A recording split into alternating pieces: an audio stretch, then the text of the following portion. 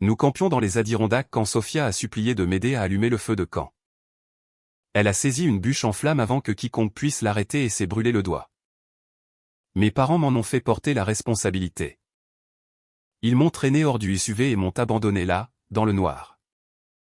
Ils ont claqué les portières derrière eux en repartant avec Sophia. Si tu n'es même pas capable d'allumer un feu correctement, a crié mon père par la fenêtre. Tu peux rester dehors et t'entraîner jusqu'à ce que tu y arrives.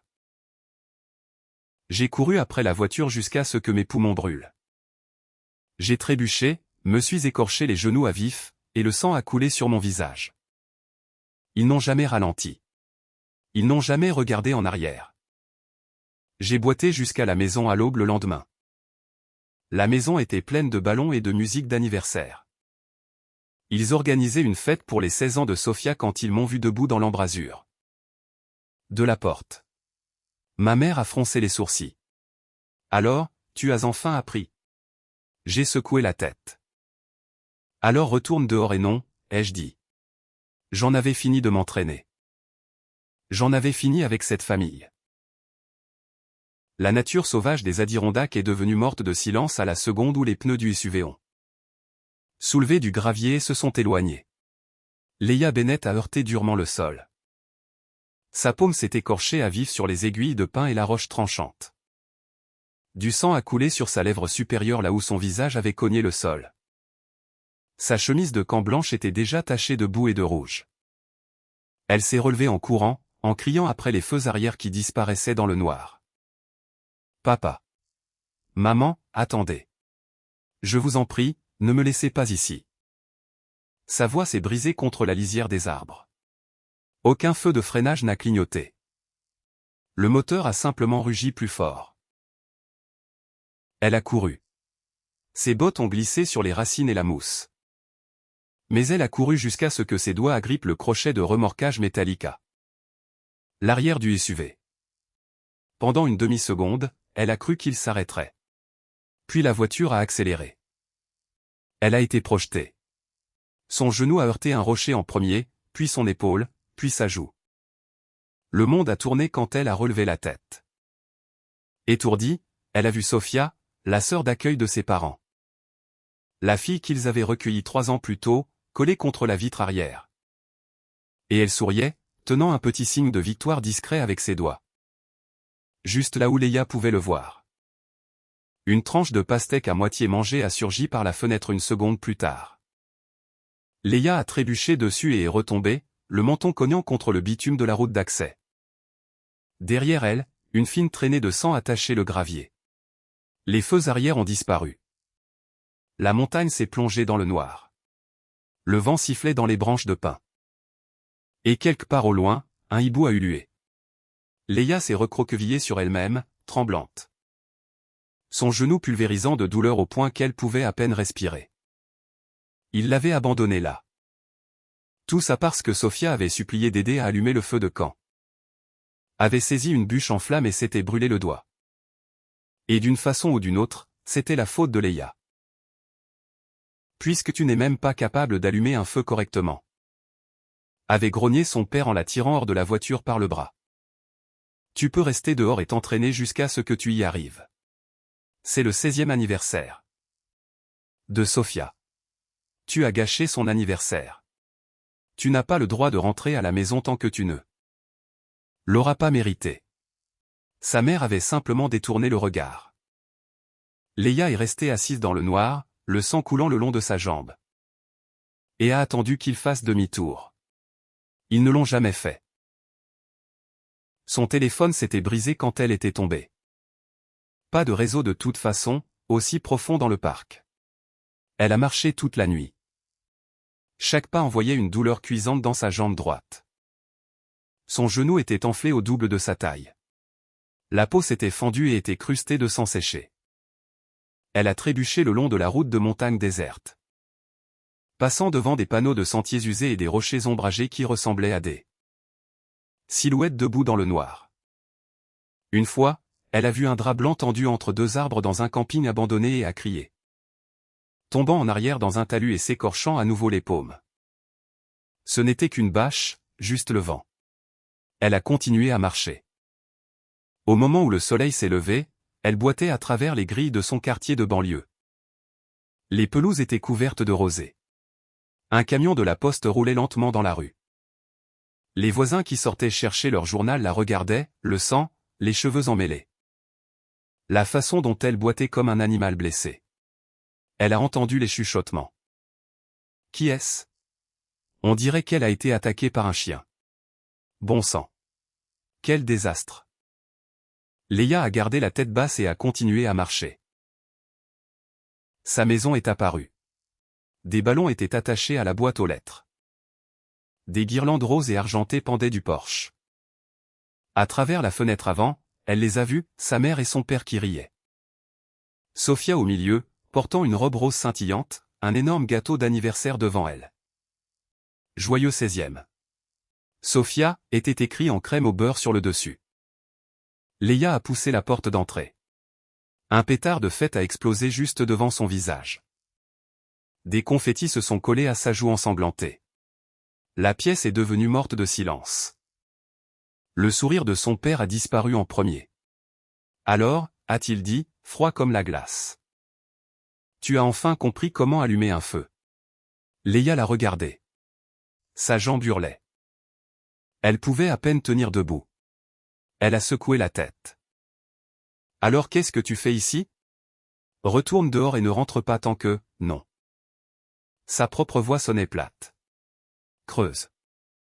Comme si quelque chose à l'intérieur de sa tête s'était brisé et avait brûlé dans le noir de la montagne.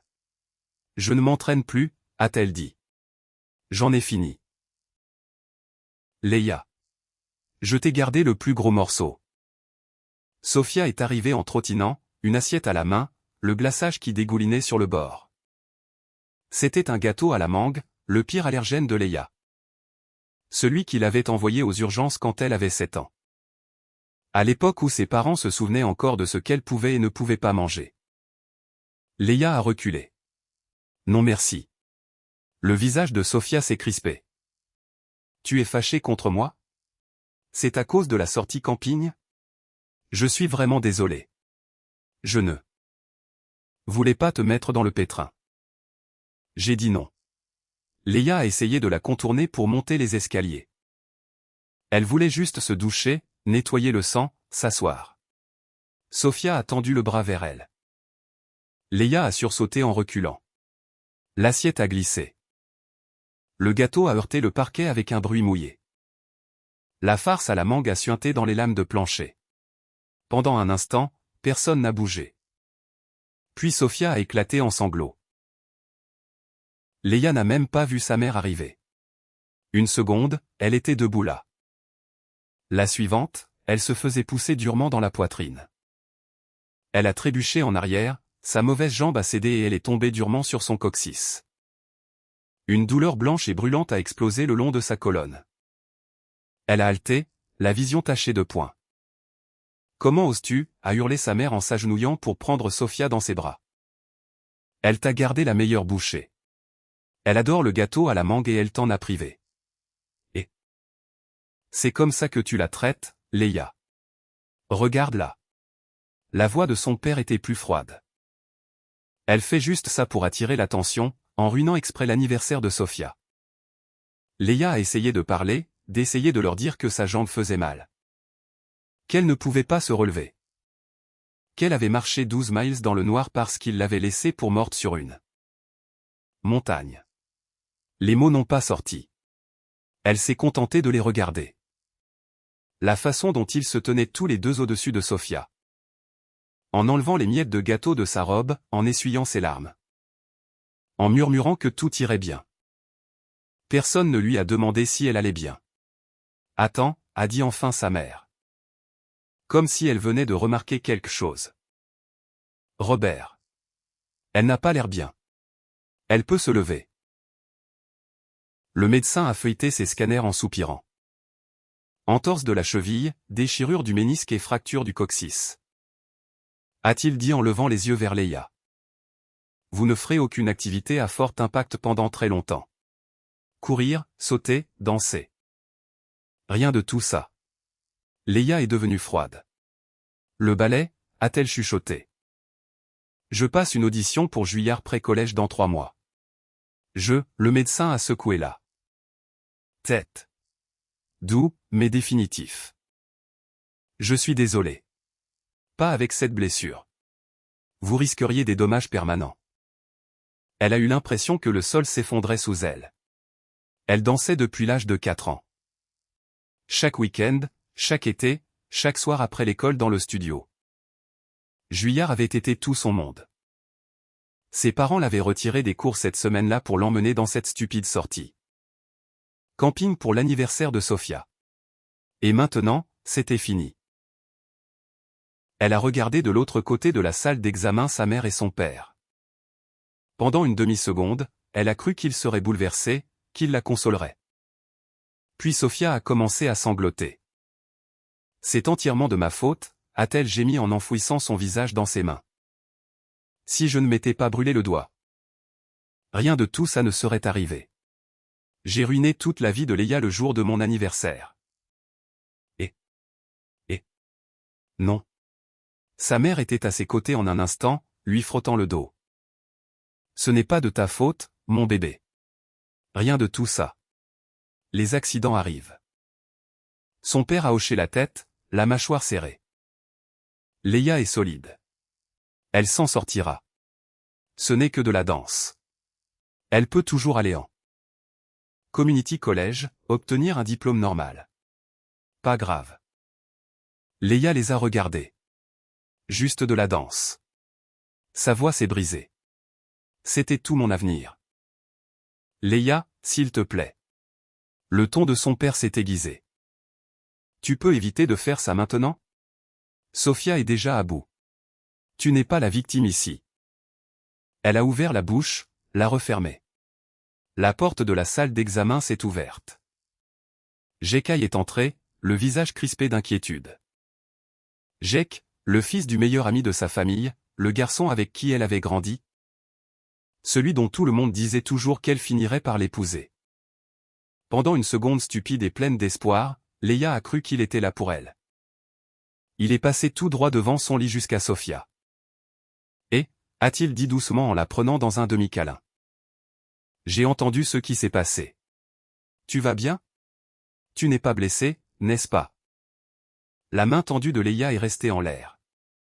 Elle l'a lentement baissée. Les parents de Sophia sont morts en sauvant Robert et moi.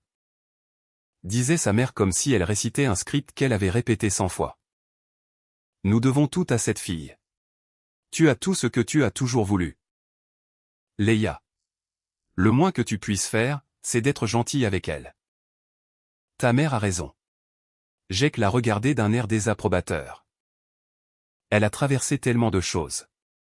Tu pourrais essayer d'être un peu plus compréhensive. Leia a regardé d'un visage à l'autre, sa mère, son père, Jake. Tous la regardant comme si elle était le problème. Comme si c'était elle qui avait abandonné un enfant seul sur une montagne au milieu de la nuit. Elle a tendu le bras. Saisit la carafe d'eau en plastique sur sa table de chevet et l'a balayée durement hors du bord. Elle s'est brisée contre le linoléum. Tout le monde a sursauté. Sophia a poussé un cri et a enfoui son visage contre l'épaule de Jake. Leia, a rugi son père. Qu'est-ce qui ne va pas chez toi? Elle s'est levée. Ses jambes hurlaient de protestation, mais elle s'est levée quand même. S'accrochant au pied de perfusion pour l'équilibre. Tu veux savoir ce qui ne va pas? Sa voix était calme. Stable, d'un calme mortel. Vous m'avez laissé sur une montagne pour mourir parce que votre fille en or s'est brûlée le doigt. J'ai marché toute la nuit pour rentrer. Vous n'avez même pas appelé la police. Vous ne vous êtes même pas demandé si j'étais en vie. Le visage de sa mère a vacillé. Nous savions que tu, et maintenant je ne pourrai plus jamais danser. Et aucun de vous ne sent souci. Les yeux de Leia brûlaient, mais elle n'a pas pleuré. Vous vous êtes tous précipités pour la consoler. Elle n'a même pas une égratignure. Elle a arraché le pied de perfusion de son bras. Du sang a perlé. Leia, rassieds-toi. Non. Elle a attrapé son sac sur la chaise. J'en ai fini. J'en ai fini avec tout ça. Elle a boité vers la porte. Où crois-tu aller? A crié son père. Tu reviens ici tout de suite. Tu crois que tu peux survivre toute seule? Tu n'as pas d'argent? Pas de voiture. Elle s'est arrêtée, s'est retournée sur le dos d'une feuille d'instruction de sortie. Elle a griffonné un numéro avec un stylo qu'elle a sorti de son sac. Elle l'a glissé sur le comptoir du poste de soins vers eux. C'est chaque dollar que vous avez dépensé pour moi depuis que Sophia a emménagé, a-t-elle dit. Plus les 12 premières années. Ajusté. Je rembourserai chaque centime. Et quand je le ferai? Je ne voudrais plus jamais vous revoir. Elle s'est retournée et a boité hors de l'hôpital avant que quiconque puisse l'arrêter. Le ballet était terminé. Juillard était fini. Il restait l'université. La version ordinaire. Celle à laquelle elle n'avait jamais prévu d'aller parce que la danse avait été tout. Ses notes étaient correctes pour une majeure en danse. Terrible pour quelqu'un qui essayait d'entrer dans une école décente uniquement sur les académiques. Ses parents avaient gelé son compte bancaire à la seconde où elle avait quitté l'hôpital. Comme elle l'avait su. Elle avait besoin d'un tuteur. Urgemment. Et il n'y avait qu'une seule personne dans tout son lycée capable d'accomplir un miracle. Ethan Voss, son partenaire de laboratoire depuis 3 ans. Valedictorian, médaillé d'or aux Olympiades de physique américaines. Déjà accepté en admission anticipée au MIT. Le gars qui ne parlait jamais, ne souriait jamais. Ne levait jamais les yeux de son carnet assez longtemps pour reconnaître que quiconque existait. Il était aussi, d'après ce que Leia pouvait en juger, complètement inabordable. Mademoiselle Henderson, leur professeur principal, l'a accosté près des casiers avant la première heure. Leia, un mot. Sa bouche formait une fine ligne désapprobatrice. Je sais que tu traverses des choses en ce moment. Mais j'ai besoin que tu restes loin d'Ethan Voss. Tu me comprends? Ce garçon va loin.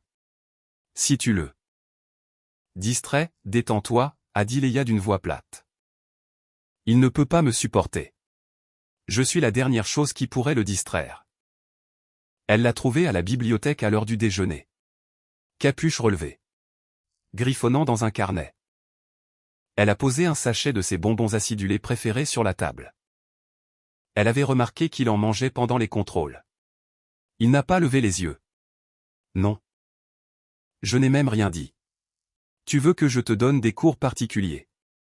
Il a tourné une page. Non. Je suis occupé. 30 minutes par jour. Je t'apporterai du café tous les matins. Ce que tu veux. Toujours non. Leia a soupiré. Elle s'y attendait. Elle allait juste devoir être créative. Son job d'après l'école de barista au café du campus a duré exactement 2 semaines avant que tout bascule.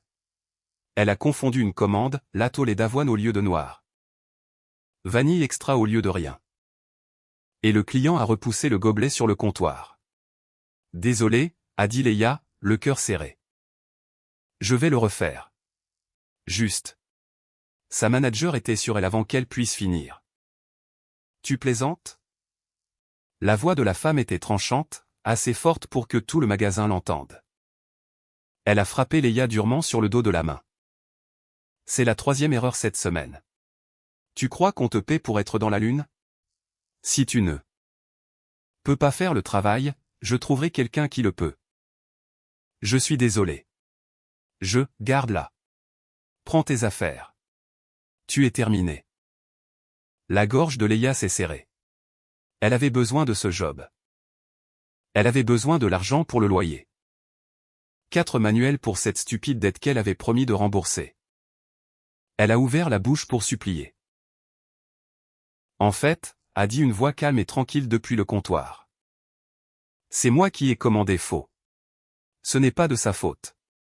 Leia a levé les yeux. Ethan Voss était là, une main dans la poche de son sweat à capuche. Regardant directement sa manager. Le ton de la manager a basculé comme un interrupteur. Oh, Ethan, je suis tellement désolé. Je n'avais aucune idée que c'était toi. Vous criez après une employée pour une erreur que j'ai faite. Il a légèrement penché la tête. Ça semble une mauvaise façon de diriger une entreprise. Je ne pense pas que je reviendrai ici. Et l'équipe de physique non plus. On étudie ici chaque semaine. La manager a pâli. Ethan s'est tourné vers Leia. Il a fait un signe de tête vers la porte. Viens. Elle a hésité, puis a attrapé son sac et l'a suivi dehors. Ils se sont assis sur un banc devant l'union des étudiants. Le soleil d'automne filtrait à travers les feuilles de chêne. Tu n'étais pas obligé de faire ça, a dit Leia doucement. Elle s'est essuyé les yeux du dos de la main. Elle détestait pleurer devant les gens, surtout devant des gens comme Ethan.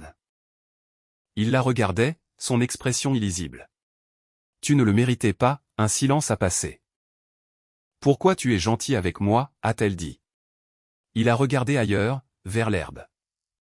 Tu n'es pas aussi bruyante que tout le monde.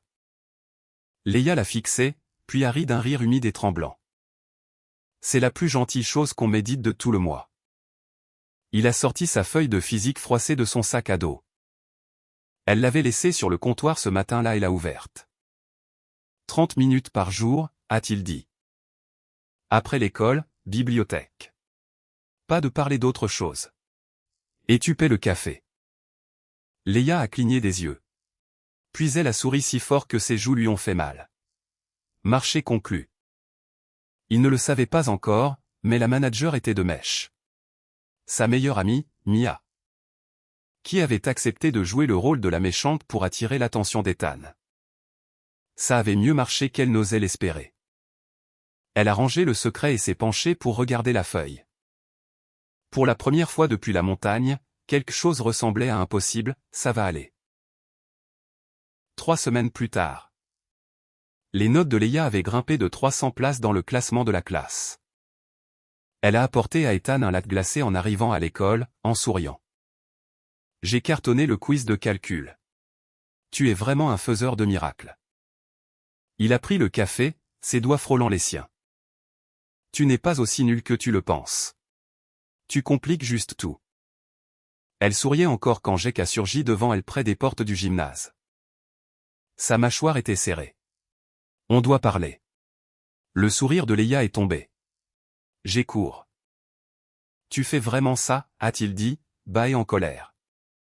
Traîner avec Ethan Voss juste pour te venger de moi, de tes parents. Tu es sérieuse. Elle l'a regardé. J'essaie d'obtenir mon diplôme.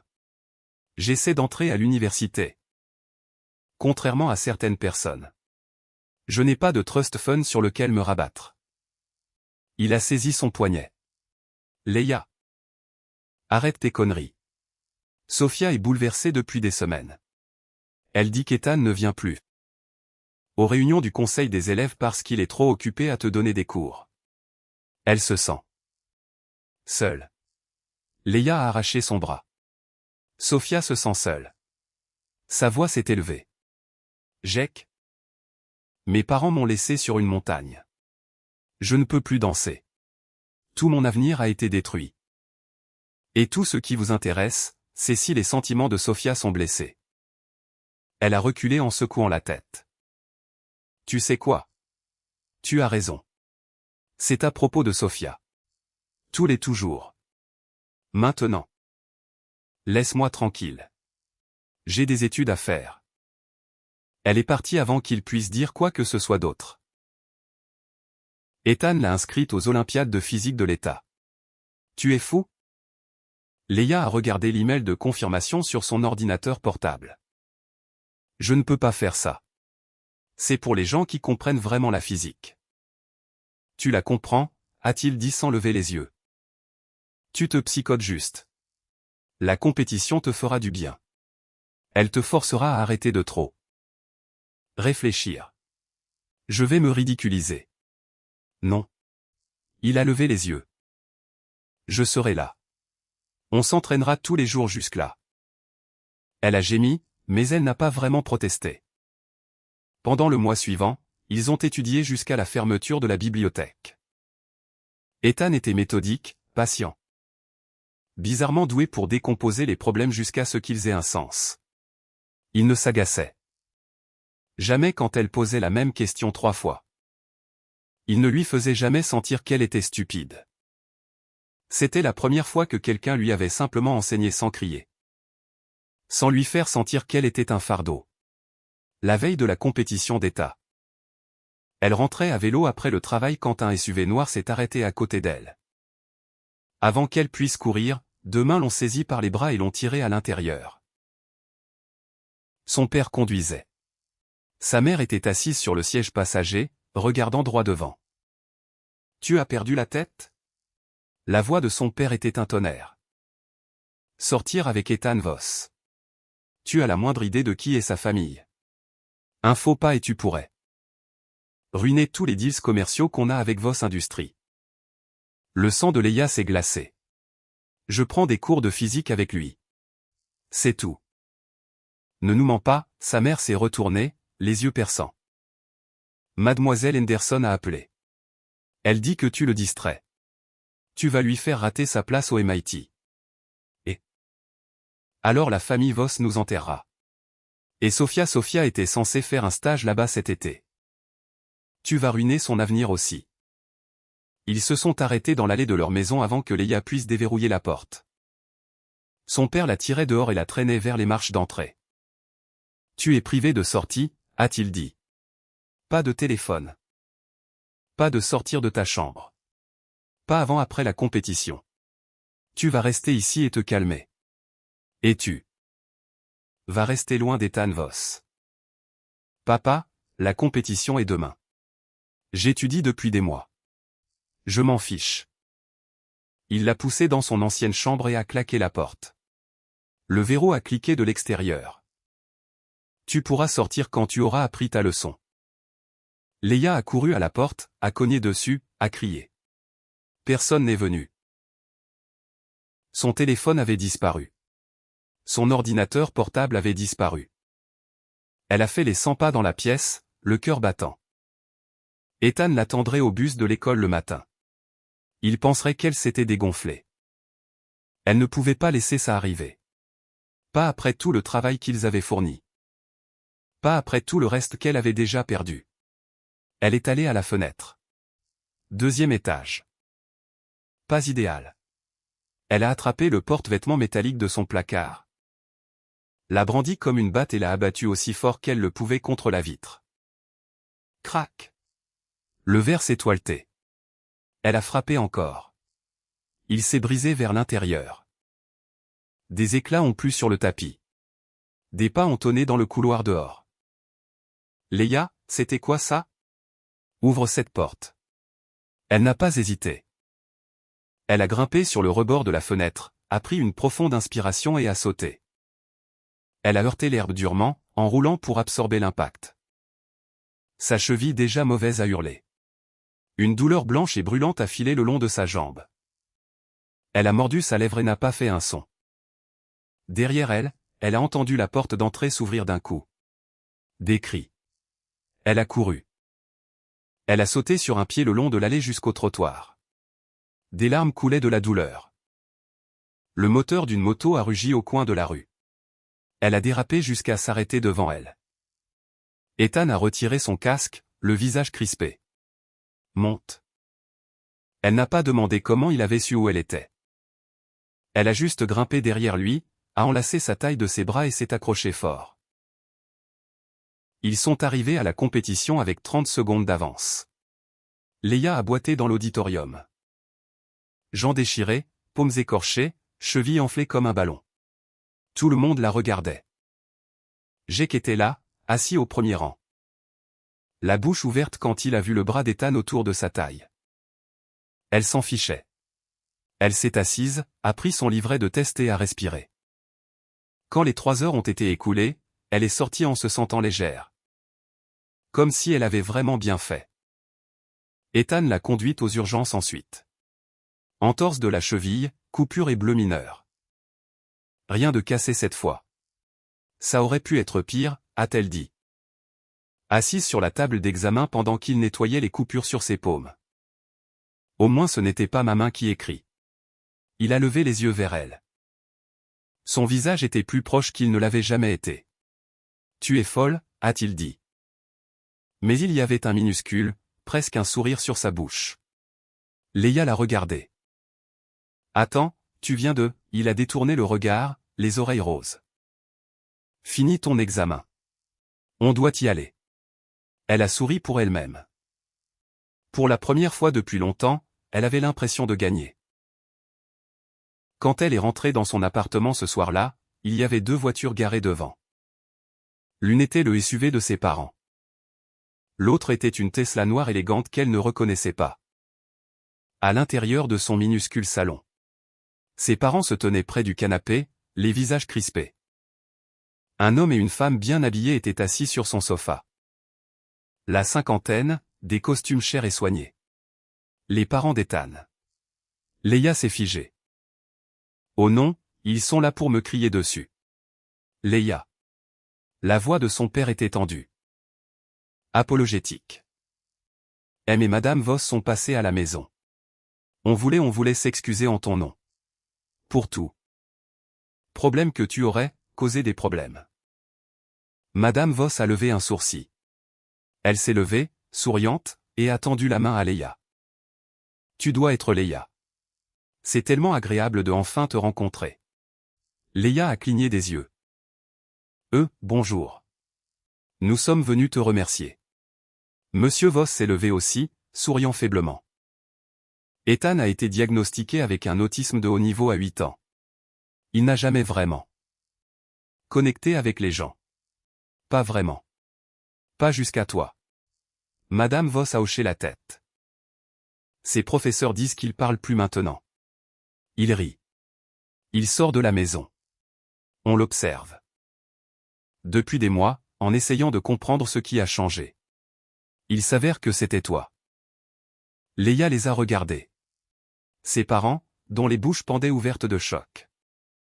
Alors, on voulait rencontrer la fille qui a réussi à atteindre notre fils. Madame Voss a dit chaleureusement. Et si jamais tu as besoin de quoi que ce soit, scolarité, logement, un job? N'importe quoi, tu n'as qu'à nous le dire. Tout ce dont tu as besoin. Silence. Sa mère a retrouvé sa voix en premier. Oh eh bien, c'est merveilleux, n'est-ce pas? Robert? Léa a toujours été une si gentille fille. Garde-la. La voix de Léa était calme, mais ferme. Elle a sorti une carte de débit de son portefeuille et l'a posée sur la table basse. Il y a 18 000 $ dessus, a-t-elle dit. J'ai tout additionné. Chaque facture de médecin, chaque frais d'école. Chaque course d'épicerie que vous avez faite pour moi avant que je commence à travailler. Chaque centime.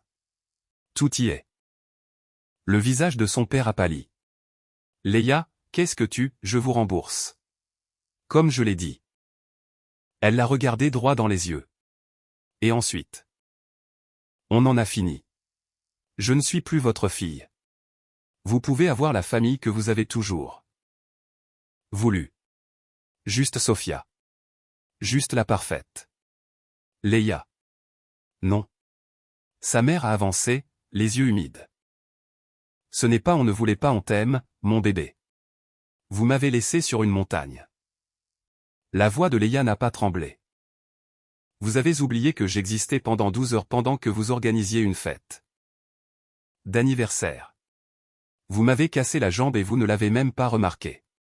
Vous m'avez enfermé dans ma chambre pour gâcher ma compétition parce que vous aviez peur que je fasse rater le stage de Sophia. Elle a secoué la tête. Vous avez cessé d'être mes parents il y a longtemps. Je ne vais plus faire semblant du contraire. Elle s'est tournée vers les Voss. Merci d'être venu, mais je n'ai pas besoin de votre argent. Je me débrouille seule. Le sourire de Madame Voss s'est adouci, comme si elle était impressionnée. Je sais que tu te débrouilles, mais l'offre reste toujours valable. Léa a attrapé son sac.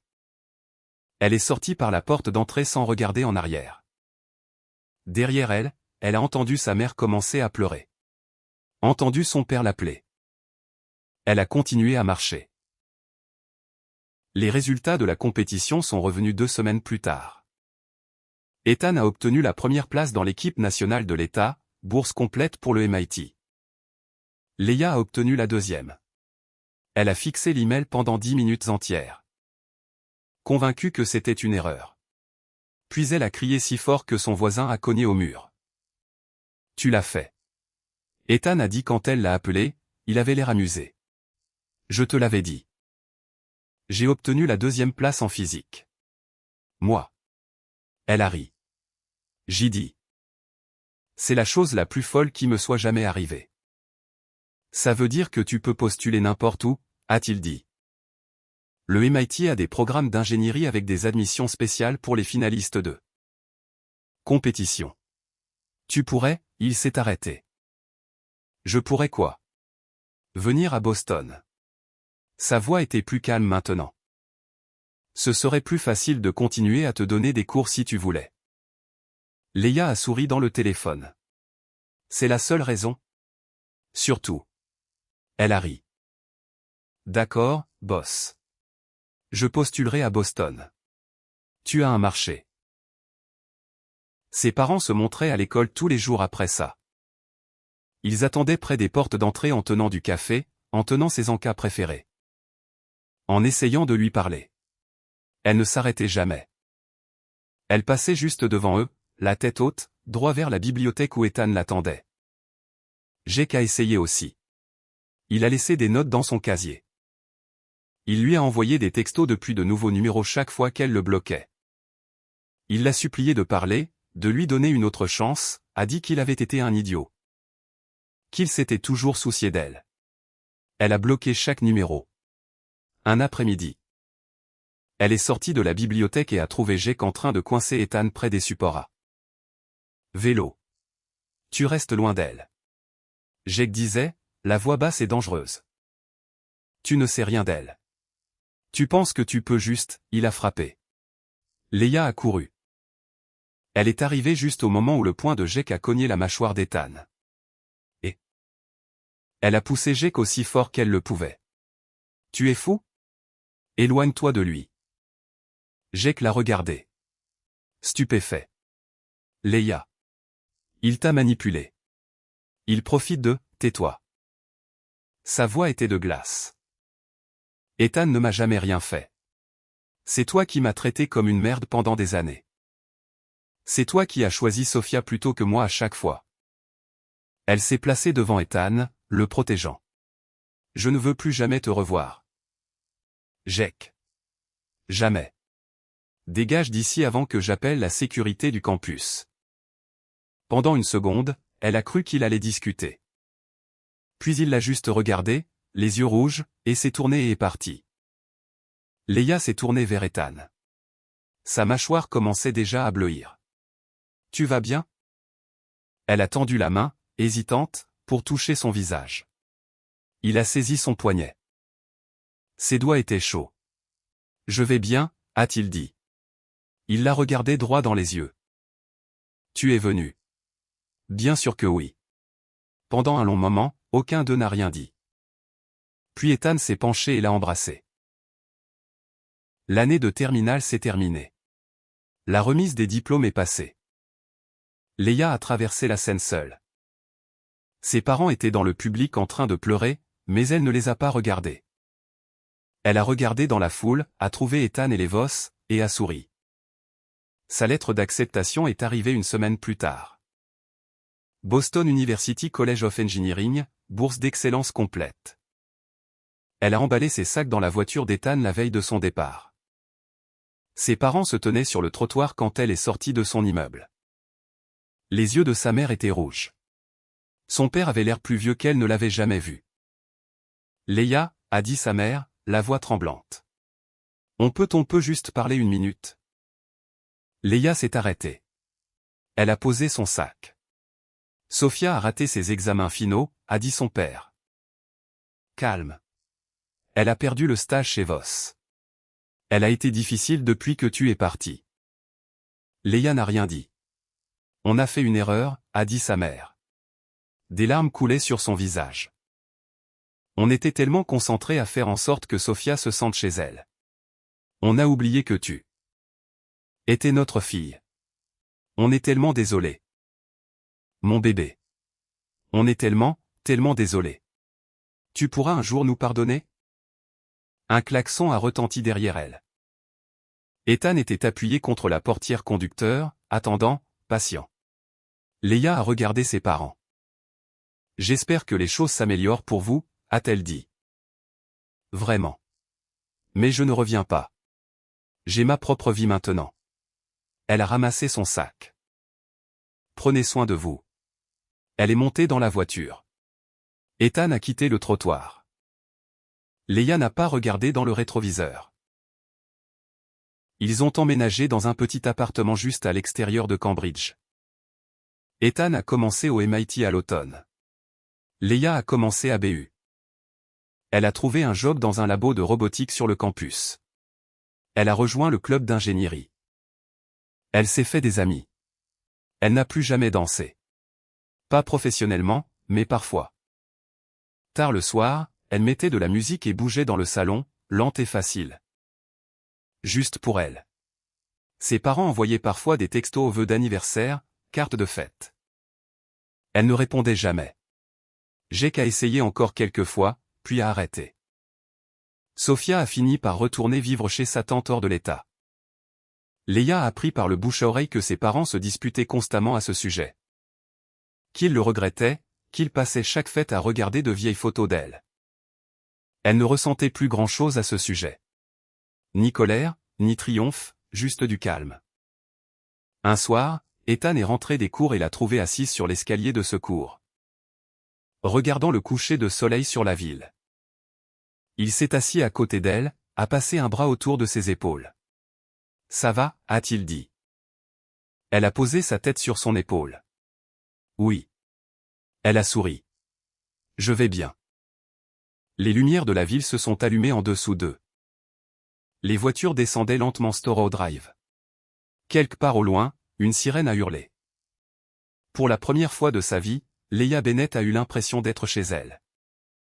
Pas à cause d'une maison, pas à cause d'une famille, parce qu'elle l'avait construite elle-même. Et personne ne pourrait jamais lui prendre ça.